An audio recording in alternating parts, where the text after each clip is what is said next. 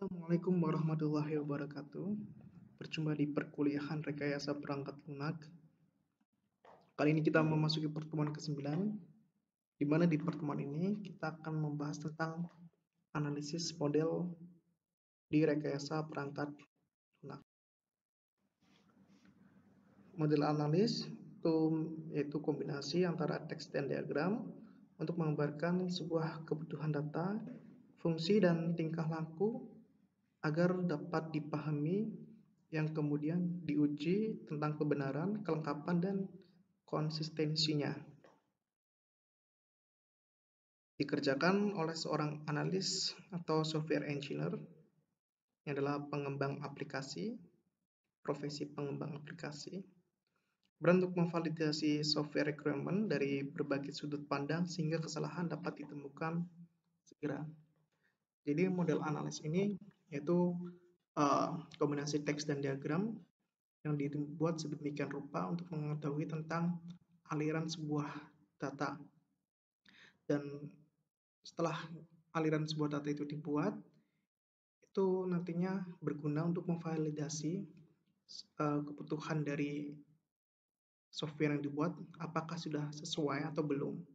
Nah, di validasi kebutuhan ini diperlukan antara si developer program sama si klien itu bertemu, sehingga nantinya analisis kebutuhan itu dibuat sesuai dengan kebutuhan dari si klien atas saran dari si developernya itu. Kemudian sasaran itu yang pertama menggambarkan apa yang dibutuhkan oleh pelanggan atau klien.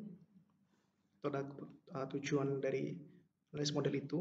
Kemudian membangun dasar bagi pembuatan desain perangkat lunak. Dengan adanya aliran data yang sudah jelas, analisis kebutuhan aplikasi yang sudah jelas, tentunya pembuatan desain perangkat lunak itu akan dibuat lebih mudah karena sudah terlihat apa kebutuhan dari aplikasi itu sendiri. Dan membatasi serangkaian persyaratan yang dapat divalidasi begitu perangkat lunak dibangun. Nah, ini takutnya kalau misalnya udah masuk ke tahap validasi, itu ternyata dari segi klien itu tidak puas. Katakanlah misalkan protes, kok konten ini nggak ada. Padahal kami perusahaan membutuhkan konten ini. Nah, di sini itu kita bisa menjelaskan bahwa di pertama analisis itu tidak ada permintaan konten itu, sehingga konten itu tidak bisa dibuat. Nah, di situ kita punya aturannya. Itu adalah kegunaan untuk membatasi serangkaian persyaratan yang nanti akan jadi di belakang. Dan tentunya membantu estimasi sumber daya. Untuk jenis pendekatan model analis, itu ada dua, yaitu structure analysis dan object oriented analysis. Structure analysis itu melibatkan data dan proses yang mengubah data. Nah, contohnya ada data flow diagram terkait tentang input, proses, dan output.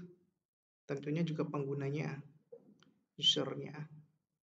Kemudian object oriented analysis itu analisis berorientasi objek, itu berfokus pada definisi dari kelas dan cara antar kelas berkolaborasi, itu satu sama lain. Untuk model-model analis itu ada 3, yaitu scenario based model, kemudian flow oriented model, dan yang terakhir ada class based model. Untuk skenario based model itu sendiri itu menggambarkan interaksi user dan sistem. Biasanya itu model analisisnya dibangun dengan use case, UML, atau activity diagram. Kemudian flow oriented model itu melihat dari sudut pandang input proses outputnya dari sebuah aplikasi itu, sistemnya. Proses juga berkaitan dengan perubahan kejadian atau kondisi. Nah, biasanya itu dibuat dalam bentuk DFD level 1 dan 2. Atau di state diagram UML. Kemudian class based model itu kelas diagram UML sama CRC modeling. Itu tutorial cara menggunakan aplikasi itu. Dalam misalkan di menu ini bagaimana cara menambahkan data, update data, dan delete data. Ini masuk ke CRC model. Selanjutnya bagian model analis struktur. Itu ada data dictionary, ERD, TFT, UML, data object description. ERD itu data object description-nya, kemudian TFT process specification, dan state transition diagram itu ada control specification-nya. Oke, untuk penjelasannya, nah di data dictionary itu adalah deskripsi dari semua objek data, dari kumpulan data.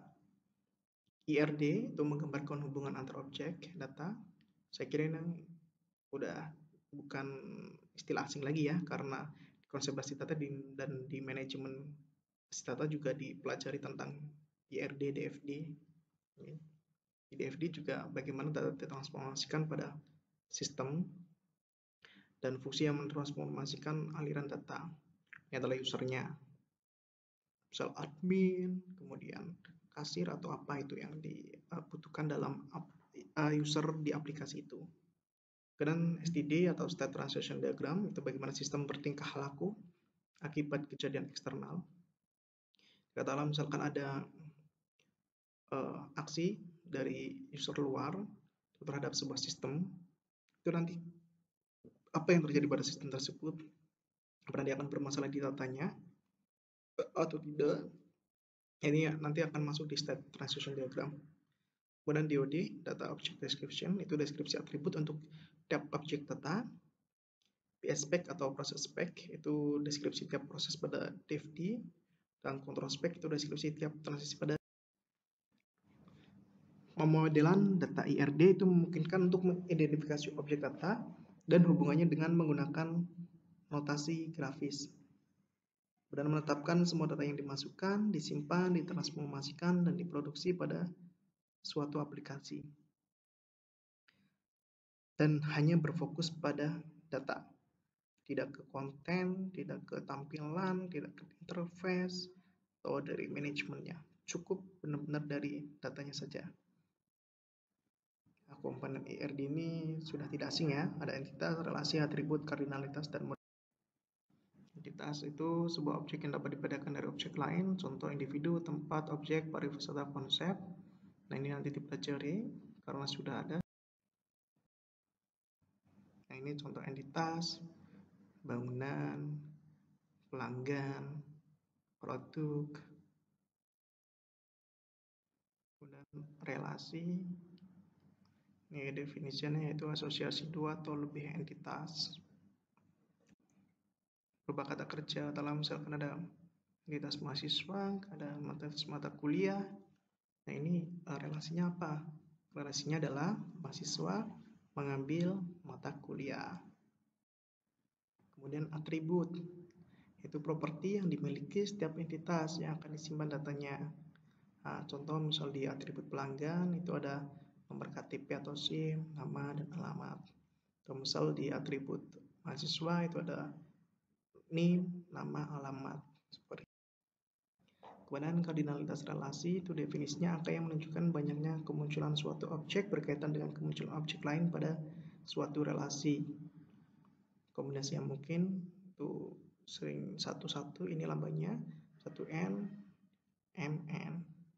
Maksudnya satu berrelasi dengan satu berrelasi dengan banyak sekali berkaitan dengan banyak, seperti itu.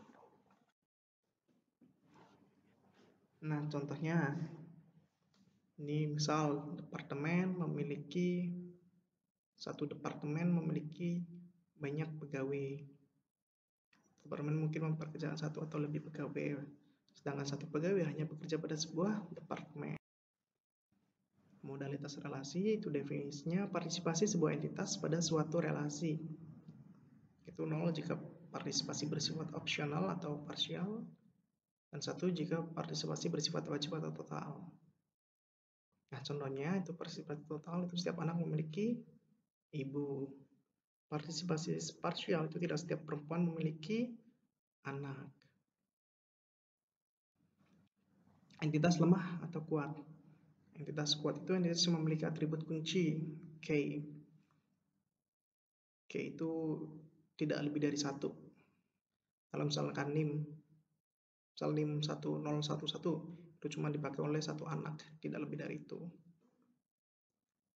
Atau dari istilahnya itu adalah data unik.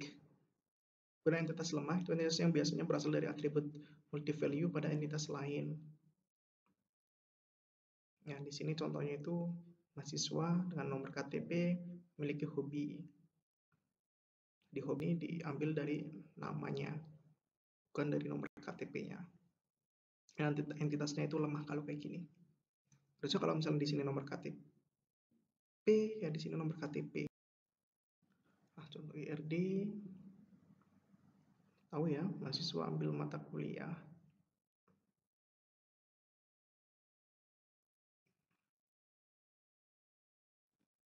Pemodelan data yang baik itu sederhana, tidak ada duplikasi data, atau istilahnya adalah redundant, fleksibel dan mudah beradaptasi dengan perkembangan. Jadi kalau misalkan ada pengembangan sistem itu mudah, tidak susah untuk pengorganisasian data. Kemudian contoh pemodelan data ada objek, atribut, relationship. Ini cuma untuk mempermudah aja ya. Objeknya bisa untuk orang. Nah, si orang ini itu punya apa aja atributnya? Ada nama, ada alamat, umur, driver license, dan nomor.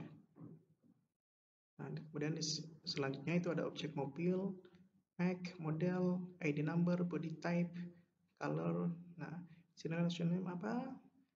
Orang mengendarai mobil. Nah, ini kan prosesnya.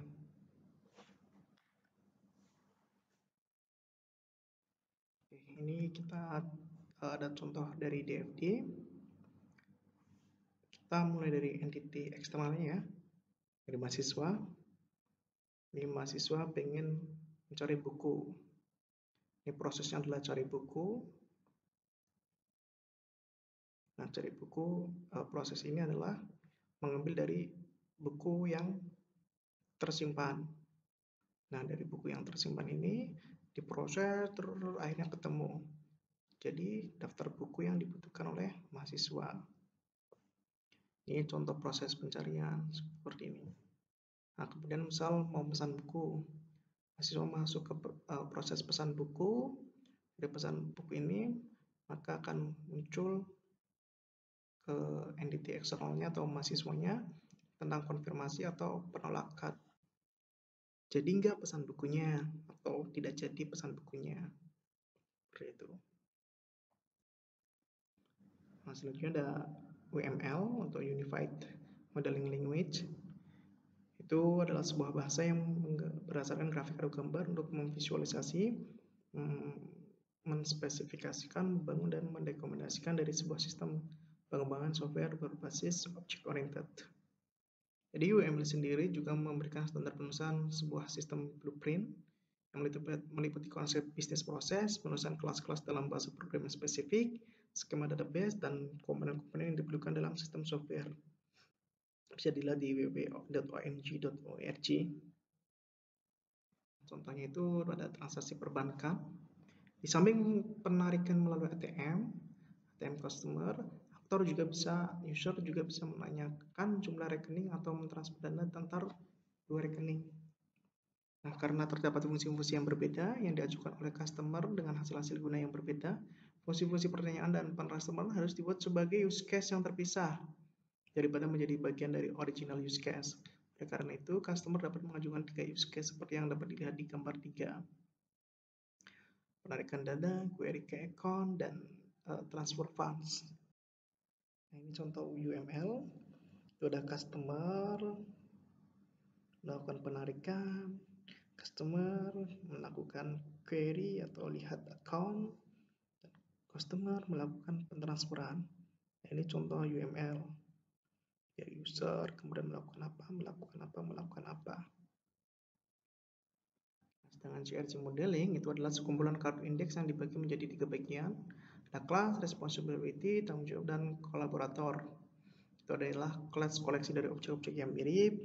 Responsibility adalah hal-hal yang dikerjakan dan yang diketahui oleh kelas, dan collaboration itu kelas lain yang berinteraksi untuk memenuhi responsibility. Mungkin itu yang bisa saya sampaikan di pertemuan kali ini. Apabila ada pertanyaan, silakan bisa chat di forum skala 1 atau bisa langsung hubungi saya via WA. Oke, terima kasih. Sekian. Wassalamualaikum warahmatullahi wabarakatuh.